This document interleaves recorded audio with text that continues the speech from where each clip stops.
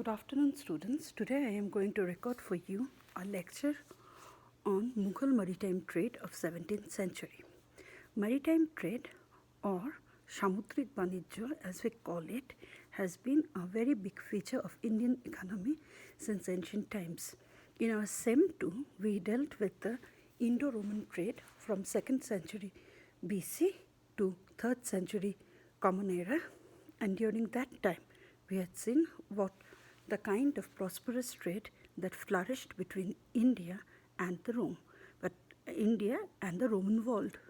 But after that, with the decline of the Western Roman Empire in 473 AD, there was a slump in the Roman trade, which was, however, supplanted by the South Asian trade. So there was a direct diversion of the trade from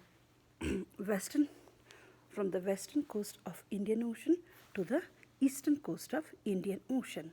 Both the trades were lucrative, and despite the presence of the trade, there has been an insistence that the end of the Roman trade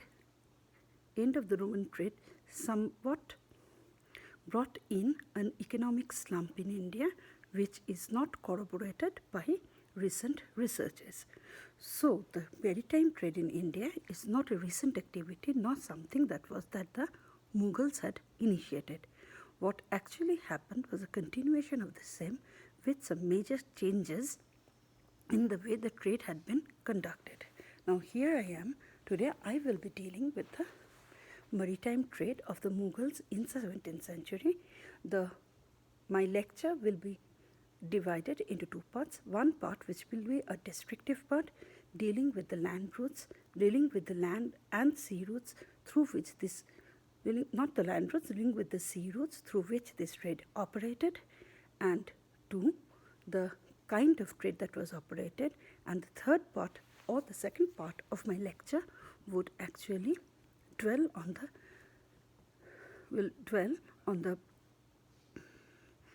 the debate surrounding the Indian Ocean trade. So here I start.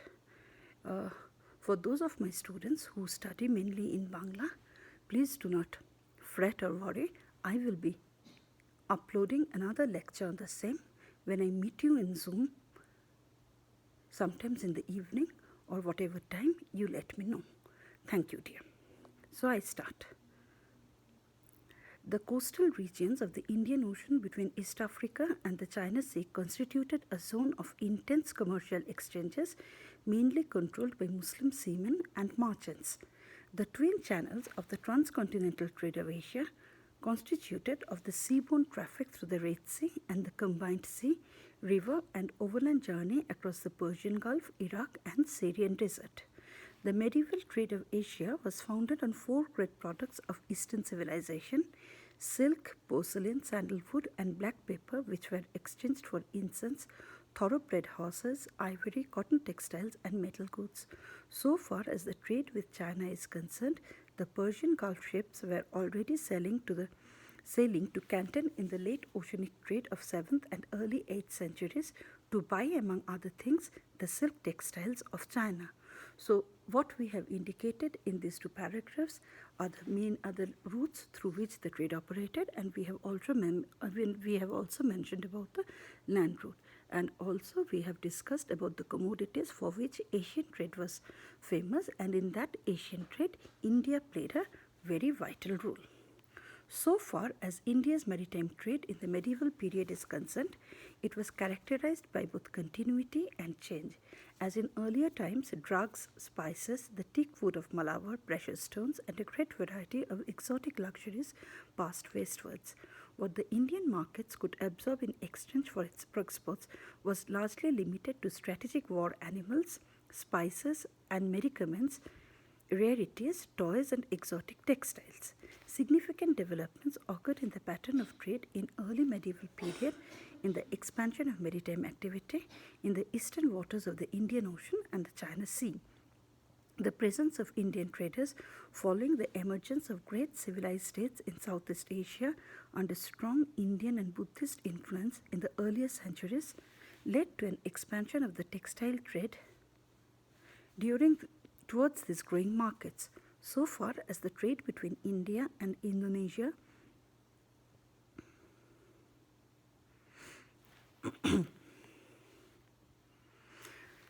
is concerned, spices and spices and raw materials of Indonesia were an important part of Indian Ocean trade.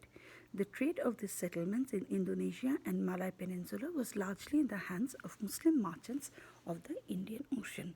It was mainly from Gujarat that Muslims came to settle on the Indonesian littoral.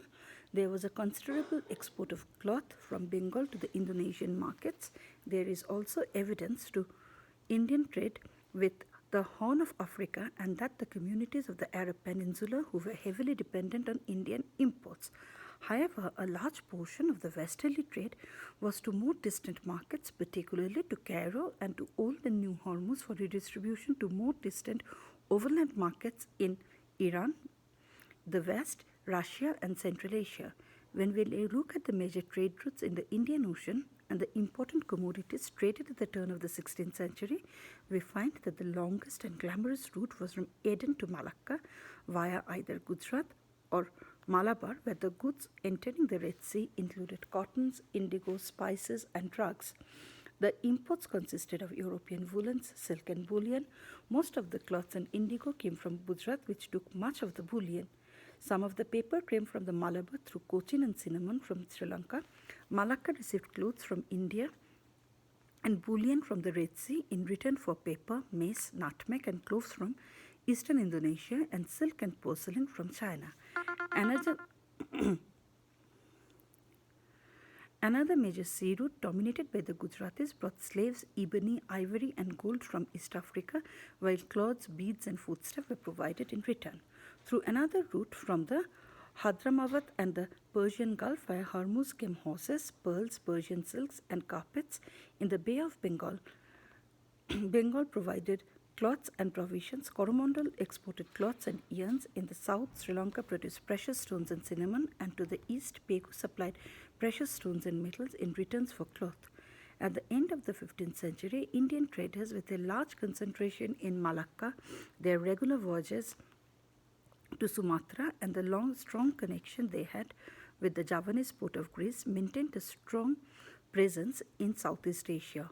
Of India's exports to the Indian Ocean markets, a few points are worth noting. First, of the textiles, which was the major export of India throughout the period. The overwhelming majority was cheap and coarse price goods used for everyday wear and exported all over seaborne Asia. Secondly, staple food items like rice, wheat, pulses, oil and ghee were important components of India's exports and were in great demand in the Indian Ocean region. Bengal, Orissa and the Kannada coast were the major grain surplus areas.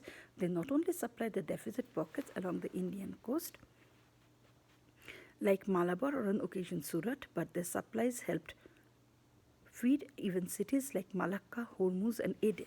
It is interesting to note that this evidence actually refute a part of J.C. Van Looy's thesis regarding the characterization of the Indian Ocean trade in the early modern era. With Van Looy, we are entering the debate on the nature of Indian Ocean trade or the trade that was primarily carried out by the Indian merchants. So, what have we discussed till now? We have discussed at length about the commodities that were exchanged between India and other lands during this entire phase. This kind of trade did not face any abrupt discontinuation, but it continued, and the nature of the trade remained much the same in the 17th century, though we will find that equations with the ruling classes were not always the same, and also the nature of the trade did undergo major modifications in the course of the 17th and 18th century. In fact, in the entire 17th century, we find the trade differed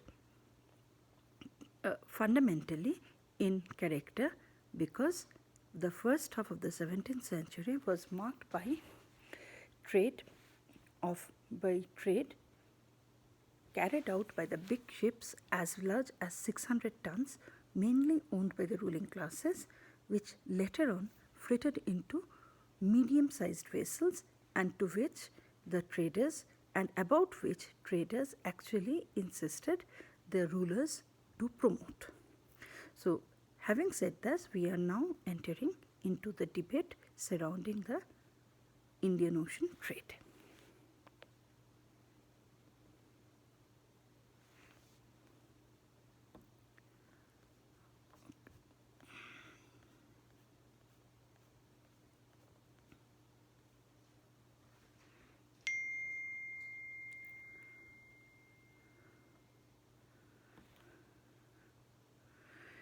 Historical writings on the trading profile of the pre-colonial Indian economy have over the past 3 decades evolved considerably in both shape and size.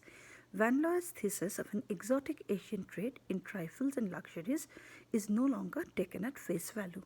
In his Indonesian Trade and Society, published from Hague 1955, Van Laer pioneered the attempt to reduce the weight given to the European factor in the trade before the 19th century. He wanted to Asian trade and the Asian merchant in their own terms, free from any European models. This produced what Oshin Dasgupta called paradoxical results. The first person to make any measured intervention in the Eurocentric approach of the Indian Ocean trade is none other than Oshin Dasgupta, though Van Laer too tried to point out that the Asian trade was not dominated by the Europeans, and the Asians on their own put up solid resistance against the Portuguese who had been there since 15th century in the Indian Ocean since 15th century and had introduced lot of violence to maintain their control over the ocean waters, meaning they tried to control the entire trade that passed through this region. But we are not going to deal with the Portuguese story. We will be dealing with the Indian merchants of the 17th century. Sorry dear, I always miss this.